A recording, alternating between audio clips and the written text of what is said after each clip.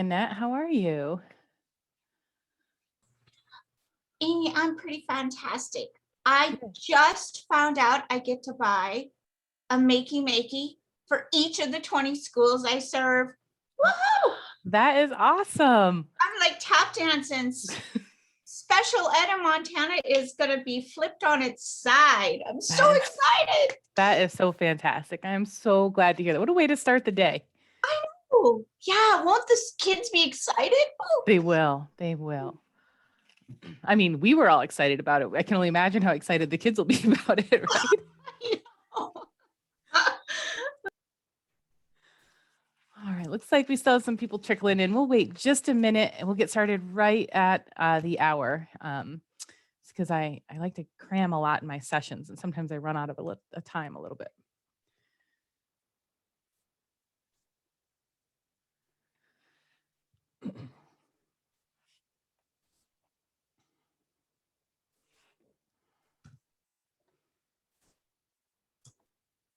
Hey, Sasha.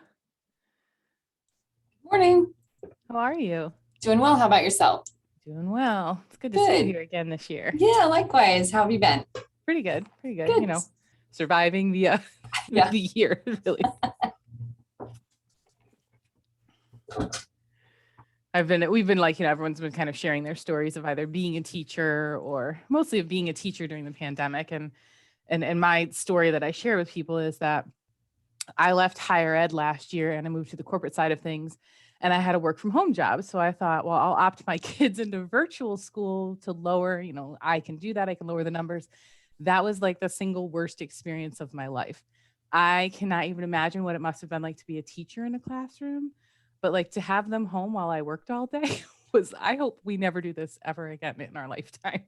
Also, I learned a lot about fractions this year, which was, apparently I missed that when I was in 6th grade math. So it was quite the year. I would be right there with you. And they ask you questions like, well, when do you ever divide fractions? And I was like, well, sometimes when you're cooking, like I couldn't even think of I'm like decimals all the time, but I had a hard time justifying fractions. I don't know. But all right. So we are 1 after the hour. Let's get started. We have Matt here. I see Matt is facilitating my session again today. Good morning, Matt. Good morning. Matt's from Carroll College, if y'all haven't met him yet. The session is being recorded, so if you are not comfortable being on camera, please feel free to turn your camera off. No expectation to have to be on camera here. Let's see. I'll start with who I am. So my name is Amy Tessitore, and I'm the Senior Manager of Engagement and Education for Open LMS. I have been on this side of the house, the corporate side, for just over a year. I started my Moodle journey back in 2013 working as an accessibility expert, and I was auditing courses for one of the very first completely online associate degree programs in the country. I was auditing them for accessibility issues. I would find them and hand them over to the instructional designers who would fix them. That got me interested in instructional design. And so I went back to school, got my master's degree in instructional design. But while in school, I was hired as an instructional designer for a local college, single focus nursing school right here in upstate New York, where I'm located. I use the term instructional designer loosely when talking about that job. That was my title, but really, I didn't necessarily do a lot of instructional design. I did the Moodle admin. I did a lot of, finding what tools were out there. As a very small nursing college, single focus, there's not a lot of revenue coming in. And so we were always looking for ways to increase, our visibility, to improve what we were offering, and to really leverage our Moodle platform. And we did that. And so when COVID hit and we had to pivot online, it was actually a very smooth transition for that school because we had so much in place already. Smooth in the sense of the technology, not so smooth in the other aspects. But during my master's program, and then after that, I came over to eThink as a support person. I was doing support advocacy for my clients. And then I naturally progressed over to the training and education piece. And I'm now in charge of the Open LMS Academy, where we create different professional development courses and offer those. We have a fairly large selection of courses now. We run them throughout the year. We just kicked another one off yesterday, my poor timing in scheduling, but yesterday we started an introduction to site admin course. We've just wrapped up a Moodle for new users course, and we'll be offering some other courses soon. If you're ever wondering what we do there, just give me a shout. But what we're going to talk about today is bringing presence to the online classroom. So when I was in graduate school, I really started to notice that in talking to different teachers around the country and facilitators, their biggest concern was if I go online, I'm losing all of those things that I bring into the classroom. People aren't going to feel my energy. And how do I transfer this skill? And it really got me thinking, what is the presence that we're bringing to our online classrooms? I'm sure many of us have been in an online situation where you come in, there's lots of resources to work through, and that's it. You don't ever connect with another person. And that doesn't necessarily make for a very positive experience. So I started to research what were the things that students were looking for? What did they want out of their teachers in an online class? And I conducted surveys and research, and I found what the top 5 things were. And I used that to write my master's thesis on how you can develop a positive presence in the classroom. So that's what we're going to talk about today. This is more about what behaviors you can bring in. We'll talk a little bit about platform tools. In my session tomorrow, we'll get further into how do you actually use all of these tools and create engaging lessons and activities and things. So tomorrow is kind of like the second part of this where we get more into the actual tools. I'm going to share out screen here. I have primarily just a slide deck this morning. There we go. Let me share out here. And then after this is over later on today, you will see me start to I'll start to add some different resources into the online course for you. I just got a question from Fred. We're in New York. You were from Woodstock many moons ago. So Woodstock's a little bit south of me. I am up just west of the Albany area near a place called Schenectady. I live right on the Mohawk River. So that is where I'm located. It has been raining for, it feels like years lately. Today is the first time the sun has come out. So I'm pretty excited about that. We'll see if it holds. So always fun to meet people from different places and hear what our connections are. All right.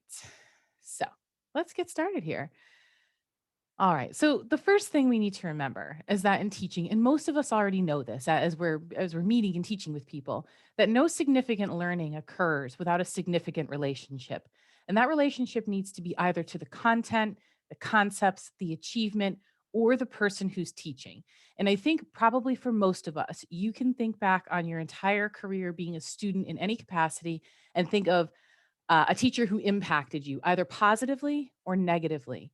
And often when there was a negative relationship with the teacher, we didn't learn as much from that particular class. But when there's a positive relationship, we learn a lot and we carry that for a long time. So we hear the term engagement all the time, right? Especially now. This is the big buzzword. But what does it really mean when we talk about engagement? So engagement is like when your students are displaying that attention, the curiosity, interest, optimism, and the passion that is shown when they're learning. However, I'm one of these people, I can look you dead in the face while you talk and not hear a word that you said because I'm thinking about something else. So when we think about engagement, the big thing to remember here is that there are specific outward behaviors that are happening. A student just looking at you isn't necessarily a student engaged. A student asking lots of questions isn't necessarily a learner who's engaged. It's that interest, the optimism, and the passion that really tells us that they're engaged.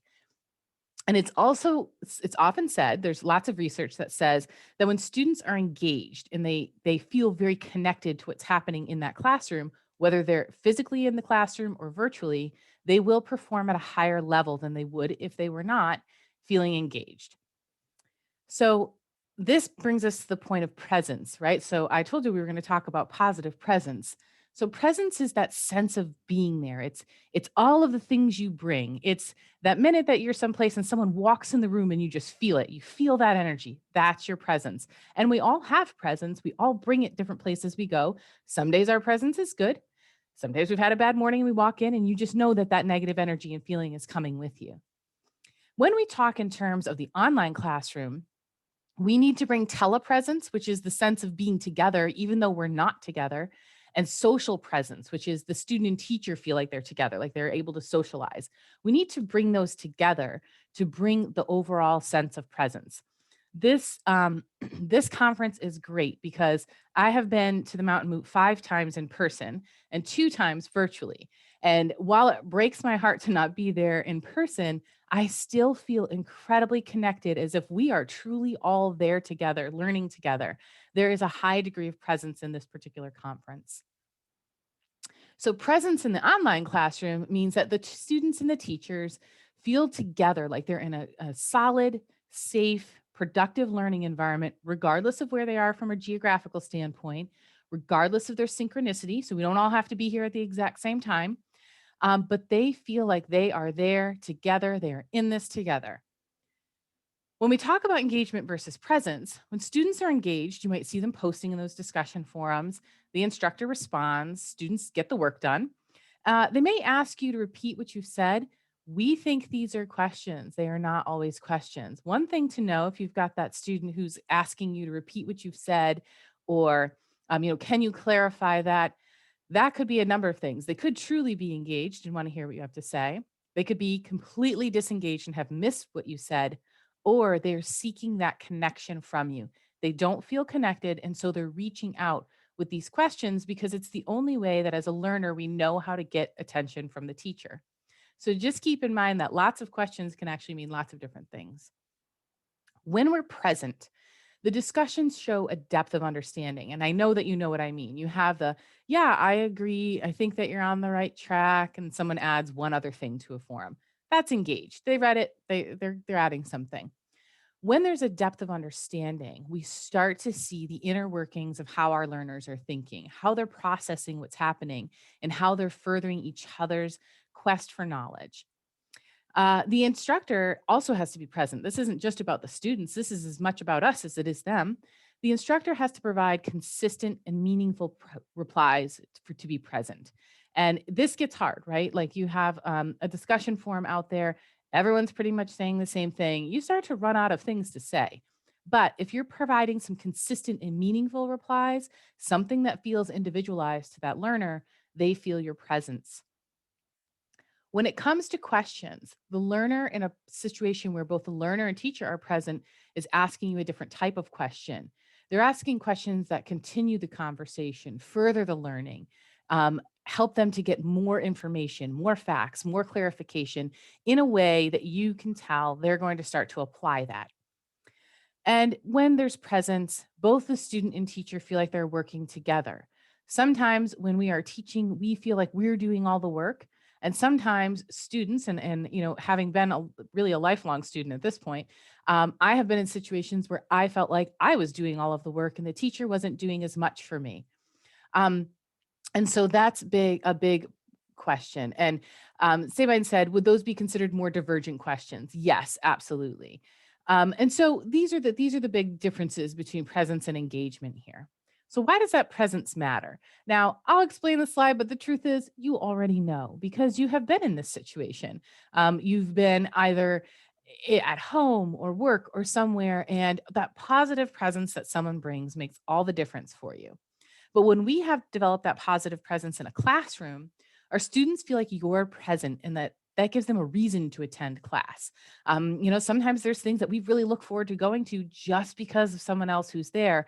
Not as much about the content, not as much about what we're doing there, but just because there's a certain someone there that spurs us to want to come. And your presence sets the tone for the course and learning. I'll never forget taking a class one time in my undergrad, and it was an adjunct, and I guess they were assigned a course that they didn't want. And it was the first thing they said, I hate teaching this class. I thought, I don't think this is going to be a great class. So the presence that you bring and that you set really does set the tone for the whole course. And it starts before day one. And we'll talk about what that means. When a student feels like their contributions are recognized and that they are valued and validated, they'll give you more. When a student feels like they're responding in a forum and you're just saying, great job, thanks for your response, that's not validating what our students are doing. It's not validating their thoughts, their commitment. But when we start to validate them and we recognize them, and it doesn't have to be, something really over the top, but when we do those things, they will give more, they will work harder. We start to spur some of that wanting to make a difference, wanting to be recognized in our students. One of the things to keep in mind with the presence that you bring is the social and tonal nuances of online communication. I had a great video that I like to show sometimes. We won't have time for it today, but it's a skit by two comedians. And one is sending a text and the other is reading the text, and the two tones are different. So this person sending the text is in a really friendly and upbeat tone, but the other person is reading it in a really harsh tone and wondering why this person's being so nasty to them. And this back and forth with the miscommunication. One of the problems when you're in an online class is you don't necessarily have these types of physical interactions. I can't read faces. I can't hear your voice. And so sometimes I don't know if you're being serious. Yes, it's key and feel. Okay. Yes, that's exactly the one, Sasha. And it's, it's hard that way. And so you don't have that body language to provide you any feedback. You also don't know when someone fell asleep in your class in an online classroom if you're not watching them. Whereas in actual class, you know when people are starting to check out. So we have to think about learner needs, right? So when we're talking about transferring our skills from that face-to-face to the online, I will definitely share the video. If you're transferring your skills from face-to-face to online, there are some things that you have to consider about your online or hybrid learner needs. So you have to think about what differences exist for those learners and how they learn, how they're expected to learn in an online classroom versus a face-to-face classroom. Face-to-face classroom, perhaps they have some reading before they come in. The majority of the teaching often happens in the classroom with us there to guide them every step of the way. But in an online classroom or a hybrid classroom, our expectation is different. We aren't there every single step of the way. And so we have a different expectation for them. And then we have to ask, are the expectations placed upon the students the same in terms of learning and participating in the online classroom as they are in the face-to-face classroom? And the answer there is no. In my face-to-face classroom, if I ask a question and I have everybody raise their hand, I pick one or two people, call on one or two people to give me their thoughts. In an online classroom, I've posted a forum and I want everyone to respond. So there's actually a much greater expectation of participation in an online classroom, especially when using forums and things like that, than there is in a face-to-face classroom. However, there's also a different expectation that the student feels. So if I'm going to the face-to-face classroom, I need to get up, get dressed, get myself there. And there are days you just don't feel like you can do that, particularly when we talk about our learners who have mobility impairments, mental health considerations. They may not want or be able to get out of their house every day. So there's a little bit of a different expectation in the sense of an online class. No one's expecting you to do that thing. No one's expecting you to physically show up when that feels impossible to you. And this takes us to our last point, which is what are the differences in the life, situational, educational, or socioeconomic needs of students in a face-to-face classroom versus an online classroom? If I am socioeconomically disadvantaged and I am unable to afford high-speed internet, I'm already at a disadvantage for an online class. I don't have the resources. Over the past year, this became glaringly obvious. We often will say, oh, well, you can come to the campus and use the computer lab here. That's still a disadvantage because everyone else gets to work on their own time, but I don't. The other thing to know is that sometimes online courses are chosen and preferred by students who are caring for people at home, whether it's a family member, a child, whether they're working odd hours and maybe overnight. When they're working the overnight shift, their boss says, fine, if you don't have any customers or anything to do, you can sit and do your class then. So you have to think sometimes about what those situational needs are. I bring this up because it comes back to something that has been a sticking point for me personally over the past year. But at the beginning of this session, I said to you, we're recording, feel free to turn your camera off. I will talk to an empty room all day. It does not bother me, even if I don't see your faces. I'll talk forever about Moodle and things in teaching. But I have had students over the past year who are living in safe houses, who have restraining orders, who are in abusive situations, who are squatting in houses. They don't want to have their camera on. And so I have to think in terms of their situational needs. When people come in my classroom, I don't see their life outside that classroom. When I'm teaching online, I do. And so I have to start to translate what is really expected, what is really needed for them to be present in my classroom, and do I need to see them on camera all the time? Do I need them to do these certain things? Probably not. So when we have online classes, we have to really consider all of those situational and background pieces. So this brings us to how do we make all this happen, right? So you've heard me talk for the last almost 20 minutes about, what presence and engagement are. So now how do we get it started? And as I said, it starts before it starts. So you have to start off strong. Engagement and presence begin on or before day one. So you want to clearly communicate your course requirements for your courses. This is what the course is, this is what's required. And you want to do that in advance. You don't want people to walk in on day one and suddenly be hit with all of these requirements, because I like to give people that opportunity to drop my class if they feel like this is not for them. And I would rather you do that before day one and find the course that's right for you. I like to make students know that I'm invested in the class and in their success. So I adjunct teach environmental science, which is what I was an environmental scientist in my previous life. I also adjunct teach. Somehow I got roped into a study of film course, which is fascinating because I almost never watch movies, but I'm really interested in how they're made. And I tell them right up front, I am really passionate about filmmaking and teaching this course because I like to problem solve and I like to find all the little strange nuances in something. And in a film, you get to see those. You get to pick out all the different little lighting changes and things. But I always let them know why I'm passionate about that course. And I always tell them I am 100% as invested as you are. I will work every bit as hard as you do, but I will not work harder than you for your success. I'll work really hard for my own success because that's what we should do. But I let them know that right up front. I try to build the bridge from the start. And I start this by posting those course expectations and then posting a welcome letter that is not about the course at all. It's just about building that relationship. There you go. Welcome letter, right? So I post a welcome letter.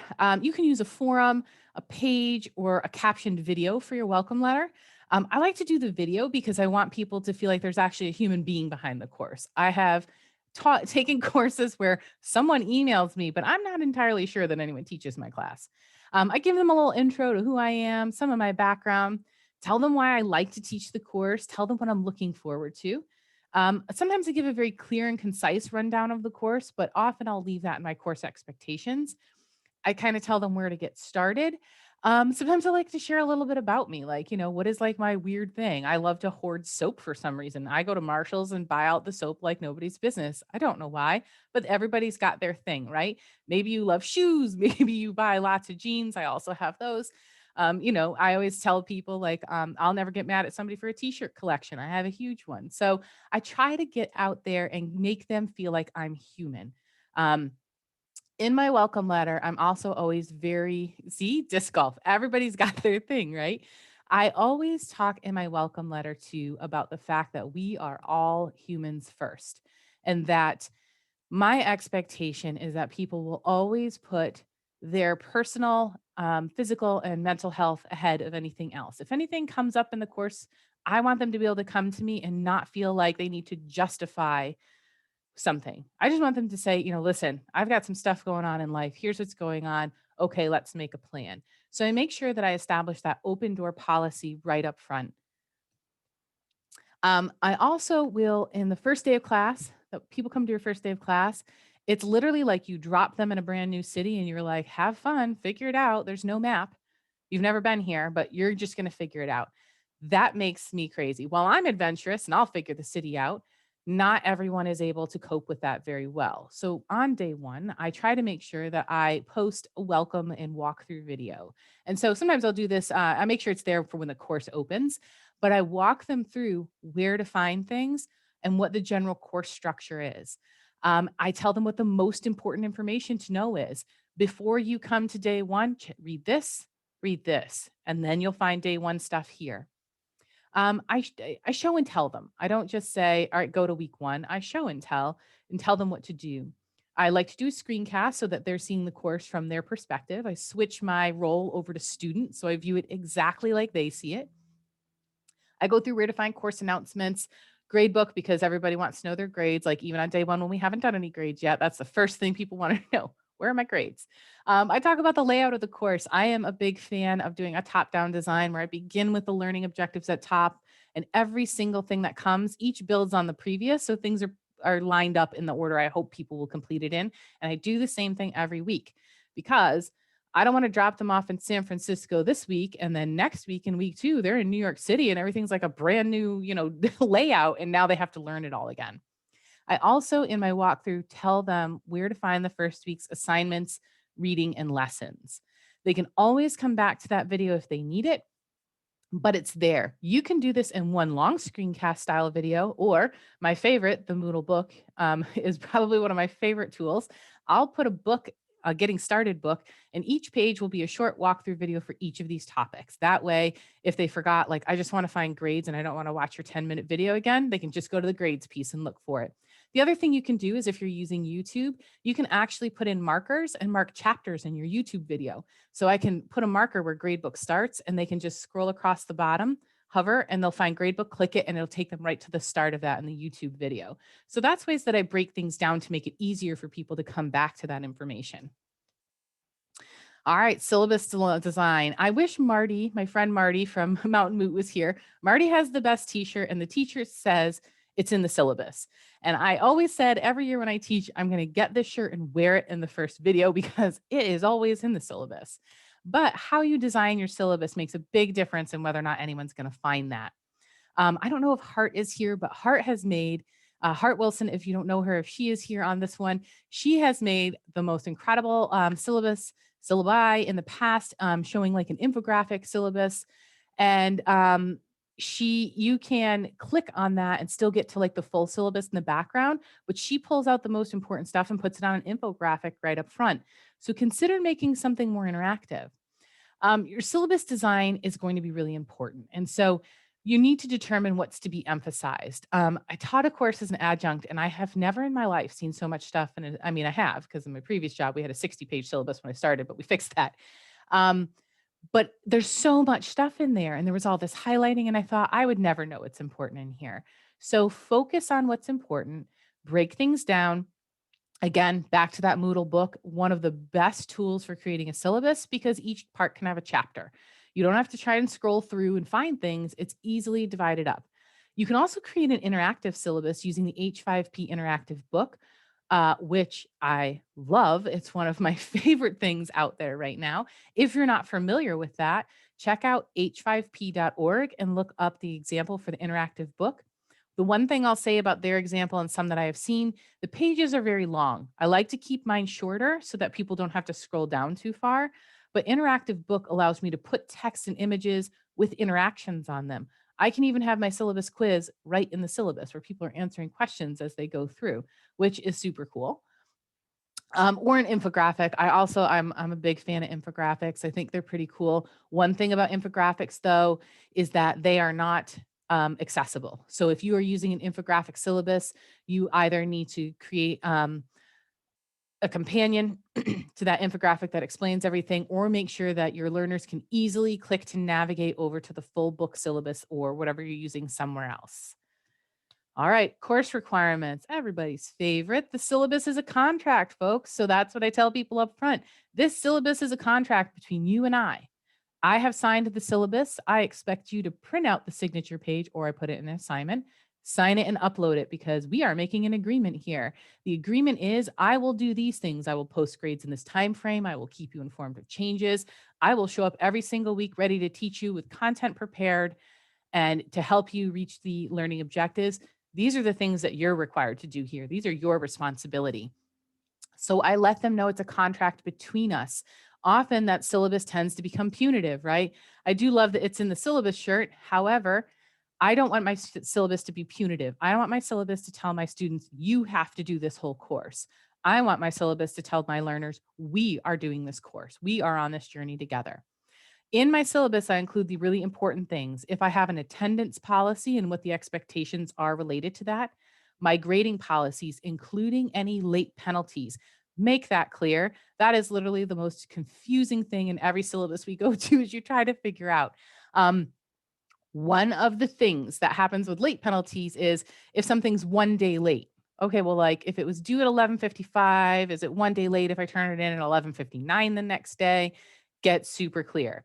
Communicate your expectations. If you have certain expectations related to someone telling you they have to leave class early, or if you have, look, if your kid can be quiet and you lost daycare for the day, it's fine with me if you have to bring them. Communicate things that are there. If it's a lab class and you're like, you cannot bring your children with you, you have to be very clear. But all of your expectations, These are my expectations for how you will speak to your peers. We are in a scholarly environment. We are going to use scholarly language when we're here. We're going to treat each other with respect, even if your opinions differ. I make sure that those expectations are extremely clear in the syllabus, and I follow them myself. Communicate those timeframes. So state the expectations for any work that have to be completed in a time frame. Please do not make anything due at midnight, because I am going to tell you that's a nightmare for people. Even when you work with faculty and you try to say like, okay, but midnight on 7/15 already happened. It happened, 10 hours and 29 minutes ago. That's very difficult for people. So pick an 11:55 or a 12:05 a.m. due date, because it tends to help people. I go with 11:55. It'll save you some problems, but be super clear. Include that day, month, year, and exact time that things must be submitted. If you have a grace period where they're going to still be able to submit but have points deducted, make it clear. And this applies to you too. You need to tell them when they can expect grades. I took a course recently and I submitted something in week 2. And in week 8, I got my final grade for the course. And I had never even gotten graded on week 2. And I needed that because I had to pay it forward for the next weeks. So I turned in week 8 with errors from week 2 because I'd never gotten feedback. So tell your students exactly how long they're going to wait for grades and feedback. This will cut down on them submitting something and then asking you 24 hours later when the grade is coming out. And I like to use timed release of grades in Moodle. And then I say to them, all grades will be available on 7/21 at 3 p.m. And at 3 p.m., boom, everything's unhidden and they're able to all see it at the exact same time. That way they stop asking me questions. If I say, I have 7 days to grade it, they're like, well, 7 days from when I turned it in or 7 days from when it's due. Just give them times. All right, your course resources. I build out a whole section at the very bottom of my course called course resources. And I build it out, and sometimes I'll even make it a stealth activity, but in this case, we're just going to talk about it as a topic in our course. And in that course resources, I make sure that there's contact information for me. I make sure that there's contact information for other services at the college: registrar, financial aid, counseling services, student and academic support. If it's an on-campus college, I also always put in the buildings and grounds number, because when there's a catastrophe, no one knows how to call them. No one knows that number. I put in information for technology support. So in the past, I've used Pearson and ExamSoft. I make sure that the learners have the exact things they need to be able to contact those companies for support. Always put in your information for academic support with some expectations too, right? So not just like you had a panic attack because you got a C. This is what you would be talking to academic support about. If you want to reach out for tutoring, this is the person. Here's what you might ask them. I help them along the way, because the reality is sometimes we expect our learners to know how to approach all these situations, but they're learning a lot of things. They're not just learning what we teach in school. They're still learning how to grow up and gain life skills. We have a lot of those. We might as well share those. So I try to help set them on that path by giving them some pointers. I also give a video walkthrough for third-party things. Also very small things, like I always make a walkthrough in course resources for how to submit a forum, how to submit an assignment. If I'm using Workshop, that one is definitely a video walkthrough, how to leave your feedback and all of those things. How to log into your third-party apps, what it's going to look like. If you're using something like Proctorio, Respondus, ExamSoft, or Safe Exam Browser, make sure that you are able to figure out doing a full video walkthrough. You can't screencast it because those programs shut down your recording on your computer. Set up another camera, film your laptop screen so they know what it's supposed to look like when they take a test. Emotions run high enough for assessment. So anything you can do to help them out. All right. So your delivery of content, differentiation is the key here. You need to mix it up, right? So we need to have a mix when we're doing an online class or a hybrid course of live and recorded things. Voice over PowerPoints have been the standard for a long time. Cool. Keep at it if you want to do it. One of the things I really like about PowerPoint, and I'm using Google Slides today, which I'll be honest, not my favorite. I prefer PowerPoint because I can turn on live subtitling on PowerPoint, which brings up captions as I'm speaking. They're actually fairly accurate, and there are many different languages there. So I like to bring my PowerPoint up, put it in presenter mode, have that on, and then I screen record. Like I'll create my own Zoom meeting and record just my shared screen. This is like my workaround. But now I have a video with captions built right in. So PowerPoint is still a really nice tool. Um, I like to use things like H5P to make things interactive. We're here for 1 hour today. We're pretty interested in this. We can do a 1 hour session, but if you're just sitting alone in your in your room watching a video for a long time, you're not watching that hour video. Not happening. You got up and walked away a long time ago. And we see people come in and out of the session, right? There are people who just like tap out here partway through because they get bored or because something else happens. Think about using something like an interactive video in H5P where you can put your video up and add interactions and stop outs all through. The video will stop and not play until the learner has made that interaction. This is great if they had to get up and walk away for some reason and they forgot about the video. When they come back, it'll still be stopped in the same spot for them. But mix it up. Try to use a variety of different things, but not too many. There are thousands of different things out there that you can use. Don't use all 1,000. Pick like a couple of your favorites and use those. Offer office hours or small group breakouts. So if you are not going to actually have any FaceTime with your learners, offer some virtual office hours or offer them breakout times where the groups can come, small breakouts where they just have some, time with you. Make your lessons exciting. So no one wants to read a PowerPoint or page for hours on end. I'll never forget, and you all, I'm sure if you're working in higher ed have seen this, the 300 slide PowerPoint, and you literally want to just keel over and die the second you see it because you think, one, I'm the instructional designer, I have to fix it, and I don't want to go through 300 slides. No one is actually learning from this. So make it a little more exciting, condense what you can, break up those large lectures into different chunks. And then use like lesson, add video where you can, add audio, put some images in, and you can use quizzes and feedback to break things up. So if you are sticking strictly with Moodle core bits and you're using a lesson, you can add questions throughout the lesson and let people go through. I encourage people to chunk things. So if you can break down something that you're giving to them in like no more than 20 to 40 minutes, and even that's like that 40 is really stretching it. But if whatever they're doing takes no more than 20 minutes, and then they can move on to the next thing, then, they're going to stick with it a little more easily.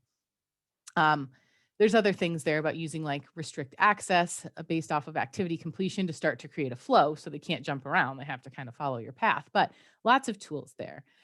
Basically, you want them to feel like there's someone behind that content. We are way past the inception of using learning management systems where the only thing we really knew how to do and the only thing we had access to was putting documents in. We had these document repositories with lots of PDFs.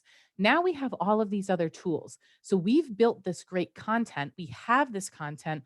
Let's do more with it. And you want them to feel like you're there. So put your personal flair on things. When we talk about, activity examples, these are some of my favorites that you can use in Moodle. Assignment, I love. And I also love that I can leave video and audio feedback in assignment. So you have to always keep accessibility in mind. So if you do video, has to have a caption or a transcript. But this is what I tend to do with my assignment. I love to use the built-in video recorder right in the assignment or the audio recorder right there in my Addo toolbar. And I leave an overall feedback comment. And that's pretty much what I reiterate in that audio or video. That way I have it written out because the pieces in Addo don't caption things. And then I give them some more enhanced feedback, throughout the document or whatever. Or upload something short to YouTube. People getting that type of feedback is really important because we're back to those social tonal nuances. It feels hypercritical when someone's trying to give you feedback and you never actually get to meet them and have face-to-face time with them to hear what they sound like. Like when I come into a session, I think like, I hope it sounds positive. So if someone ever got feedback from me, they know that it's totally like just really constructive. I'm not trying to be critical. But when you never meet somebody and you don't know anything about them, relying solely on written feedback, it really can make things messy. And Diane just posted in the chat, hearing their voice is so important. It absolutely is. Even more so, and I'm sure we have all learned this over the past year and a half, it became so important to connect with people, to hear their voice and to see them. That piece of what we need is not going away, even if we can come back to face-to-face classes to some extent. I like to use forum. I like to have people post their video introductions in forum because same reason for the intro. I like to have people tell me a bit about them. Um, do something different though, like the traditional icebreaker. What color would you be? What animal do you identify? I become like paralyzed with fear if I have to go to an event and I'm like, I hope they don't ask what animal I am because I have never in all my years figured out which animal I am. But if you say to me, what is the best book you ever read? What is the one piece of advice you got that you'll never forget? What's your favorite tree and why? What is, something? Ask people something out of the ordinary that drills down into who they are and lets them share. I didn't put it in this course. I forgot about it, but in my workshop yesterday, the icebreaker was, um, tell me what your favorite recipe to cook is, not to eat, but to cook and why. And so I shared this chicken and biscuits recipe that kind of came to me through COVID. I was getting desperate to find things that my children would eat because apparently for the first 6 months, they hated everything all of a sudden. So I was like digging deep for new recipes. And I don't know why I made this chicken and biscuits recipe. It sounded good and they loved it. And they really loved it. And it made me so happy to make it for them because they really enjoyed it. And then over time, making the biscuits became something we all did together. So that's my favorite thing to cook, not necessarily my favorite thing to eat. I also asked people what the best piece of advice they ever got was and what their best book they ever read was. And I can tell you right now that one of the people, Zach, posted in that forum that the best book he ever read, the one he'd recommend is Watership Down. And that tells you of all the people in there, I can remember those things. That's the connections being formed because I thought outside of things. So think about that with form. Try to incorporate some other elements. With the video recordings posted by learners, so great question in the chat right now. How would you address equity issues in these video recordings posted by learners, the social economic differences? I always give people a choice. You can post a video, you can find an image on the internet that somehow conveys what you're feeling and you can put it with your forum. You can make it all text. I always give people a choice. That way I'm not sticking someone into a box and saying, if you don't fit what I have, if you don't have what I have and I can do, then you're not going to make it here. That's the one thing I always try to avoid. And equity is so important. Um, and that's like a completely another, I could go on and on for equity. That is like that is something that I fight very hard for when it comes to education is equity and recognizing that we have to understand that most people don't live the life that we live, right? So be differentiated, make sure there are a variety of ways for people to introduce themselves. That's also why I don't do things like in icebreakers, I never ask people, like, what was the favorite outfit you ever owned? What's your favorite restaurant? What was your best vacation? There are so many people who have never been to a vacation or a restaurant, um, things like that. And that is just hitting a glaring light on inequity. So find things that you think that people that might transcend across, like best piece of advice you ever got. Most people have gotten a piece of advice. So I try to think in terms of that, but thank you so much for bringing the equity piece in here. That is so important. Um, Lesson. So when we talk about activities, I like Moodle lesson a lot. It's great. You can create kind of a branching. You can have questions, video and things in there.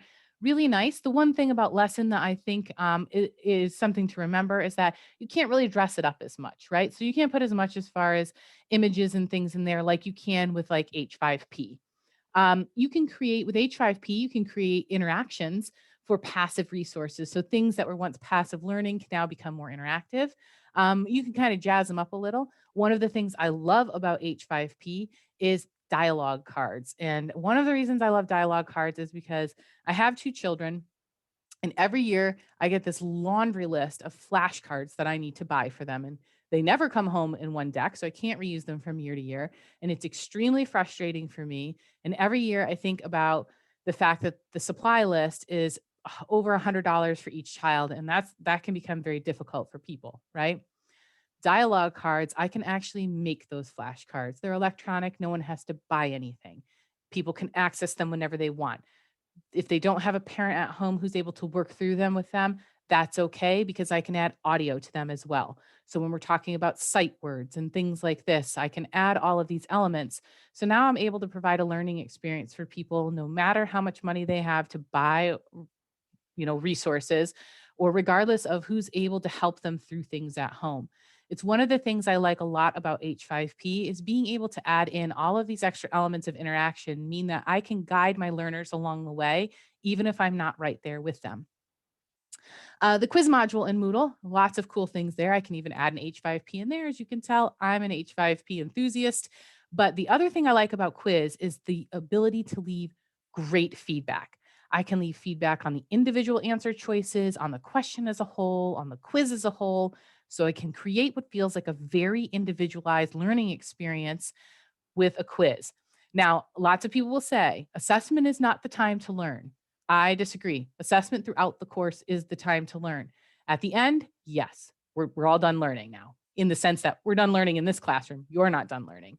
But assessment along the way should also be a learning experience. If the goal is to help people along to meet the outcomes at the end, we should be teaching in every way possible and giving them ways to capture information and correct mistakes everywhere they go as they go along.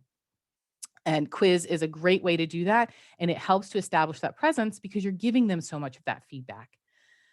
Now, let's talk about feedback because feedback is super important. And we just had, I think it was Diane. Let me just get over there to the chat. Diane mentioned hearing the voice is so important.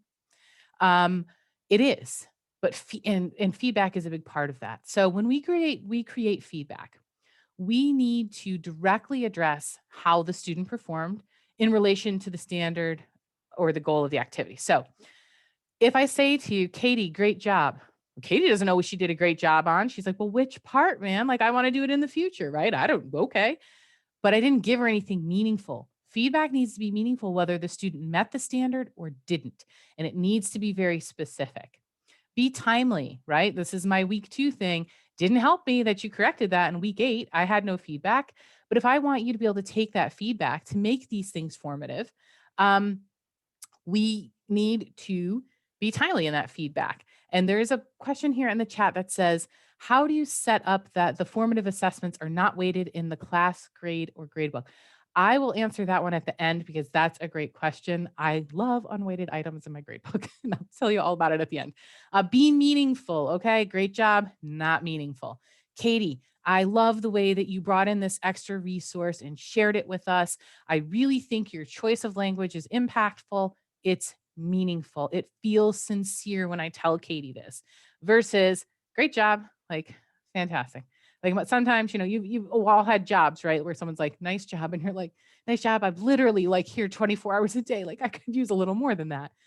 Provide information about the learner's performance and information that may be needed to help improve that in the future, right? So APA is a big place for this. I come back to, I'm in school now, which you can tell APA like always circles back into everything I do. Every time I'm doing my doctoral program and my chair sent some feedback and he was like, you have APA errors. And that's all he said. And I was like, well, what? Like, I literally live and breathe this stupid guide all day. And now you can't even tell me what I did wrong. So now I'm spending an outrageous amount of time trying to find the error that my program chair already saw. Don't do that to your students. Be specific.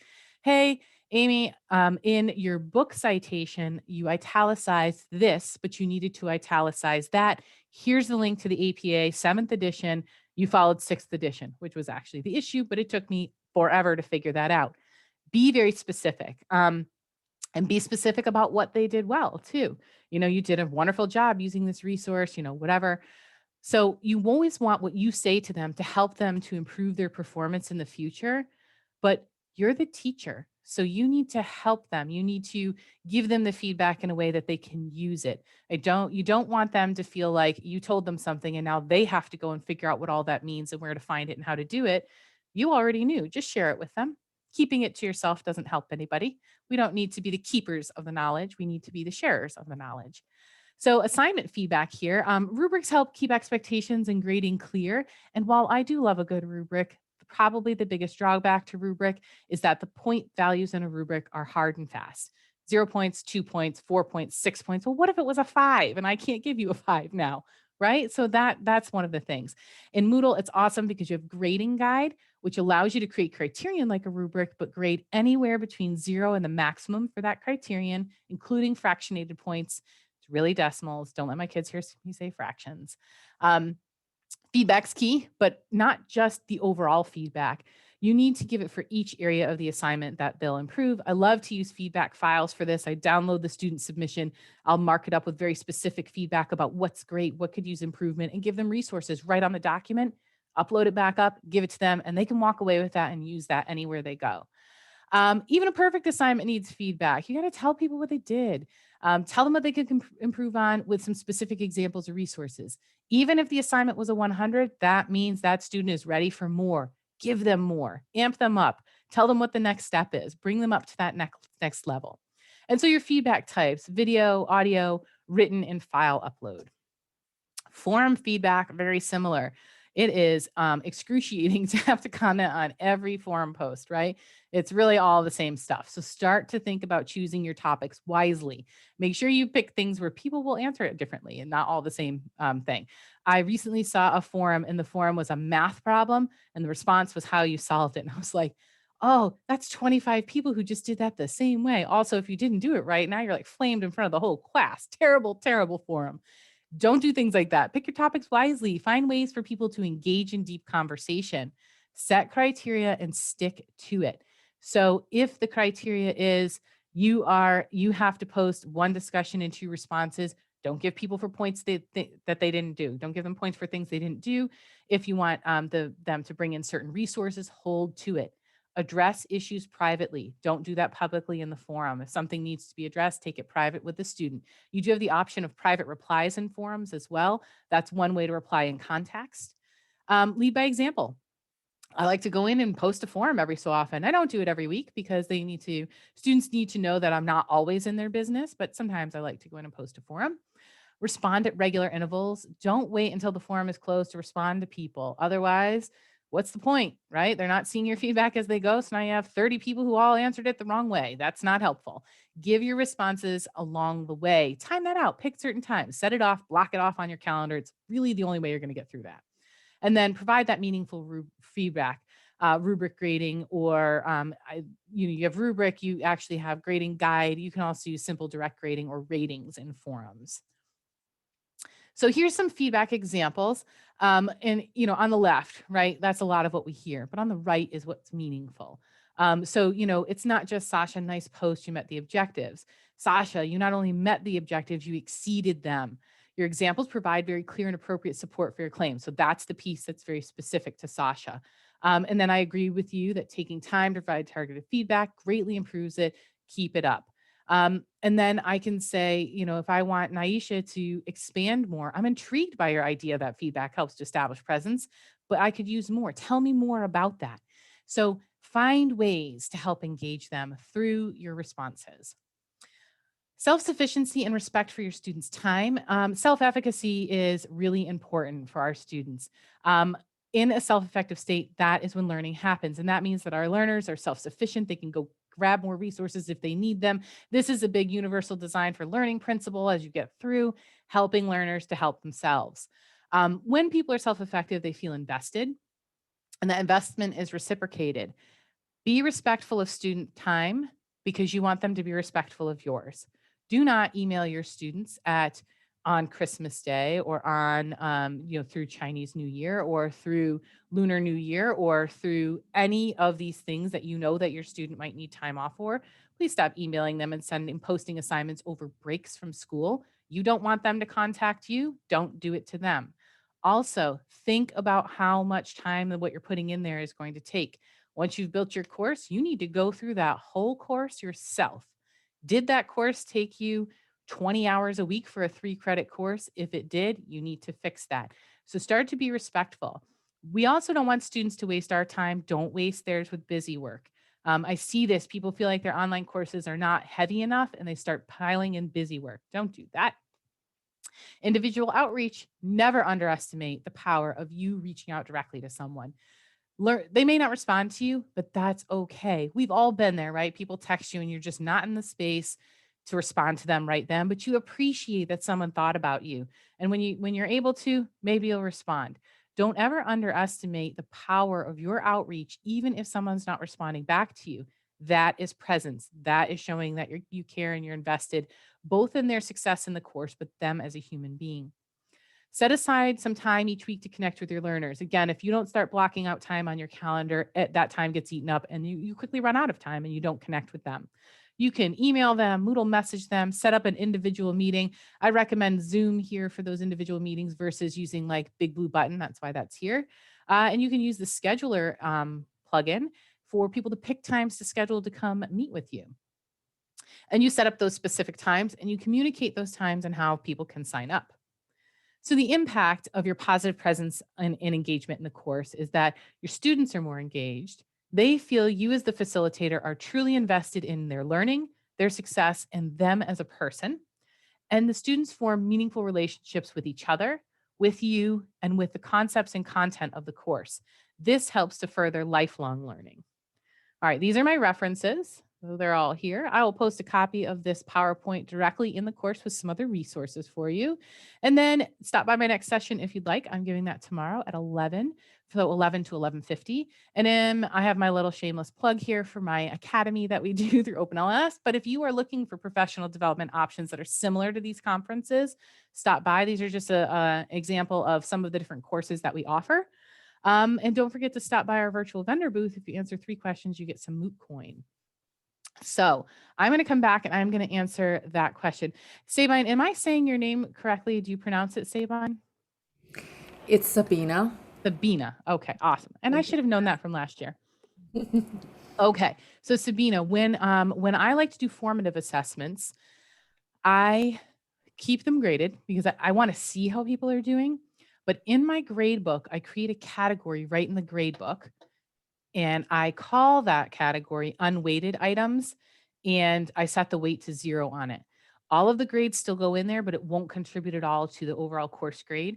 I can choose for learners for that category to be visible to them or hidden to them. If it's hidden to them, I still see it, but they don't.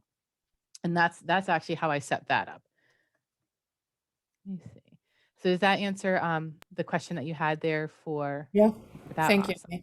You're welcome. I do that a lot with my H5P type things because if I put questions in them and they're kind of knowledge checks, I want to be able to go to the grade book and just get a quick overview of who's doing them. I can go in and look at some of the statistics for them, but I do really like that, being able to have things in the grade book. All right. Any other questions I can answer for anyone while we're here? Oh, there's a new message. Sorry, I'm just trying to still have my morning coffee here. All right. Is there a session in the conference? Yeah, I don't know if I can help you be an H5P master, Mike, but Lance Rowe is doing a session on H5P.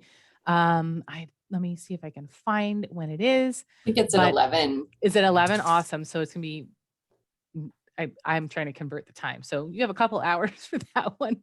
Let me just look. Let's see. I'll pop the link to it in here. Yeah, he'll show you some ways that you can use H5P. Yep.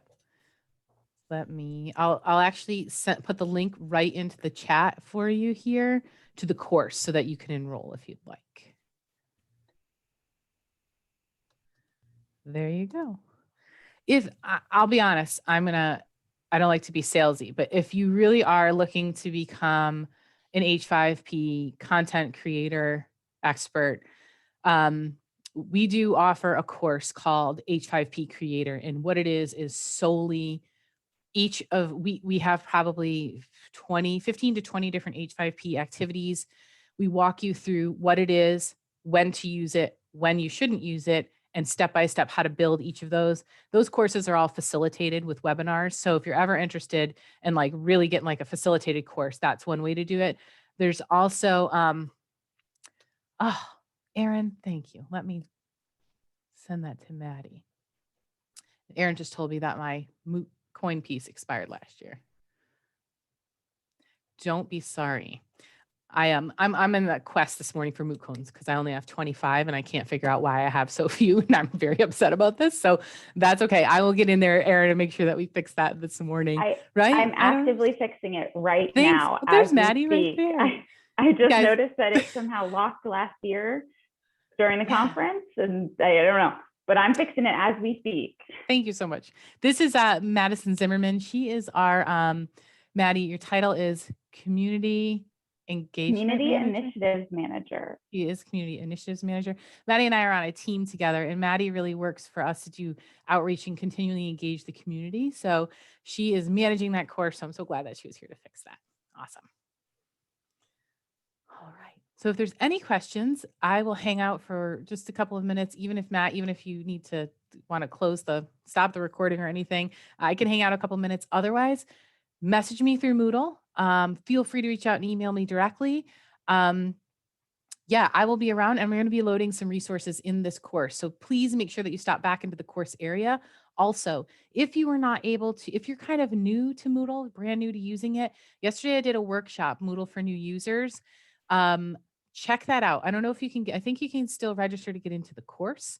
And in there, we have just tons of tutorials on how to set up all of the different pieces, navigating gradebook, gradebook architecture, all kinds of things. So if you're looking for some of those, hop on over to that course and check out some of those resources. Thank you all for being here, and I hope you enjoy a wonderful moot. And I hope to see you tonight at game night, where I am hosting a Jackbox Tables game. Jackbox Games Table, whatever. Bye. The recordings, Thanks. I don't think the recordings have been posted yet, Laura.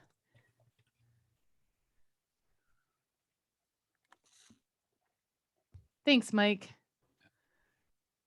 Yeah, all of these recordings will probably be edited and posted right immediately after the conference. So Awesome. Thank you so much, Matt.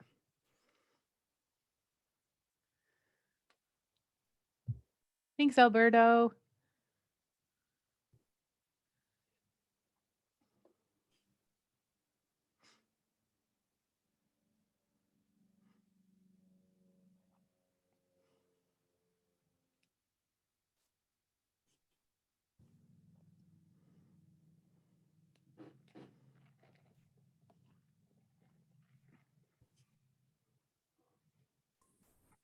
speak.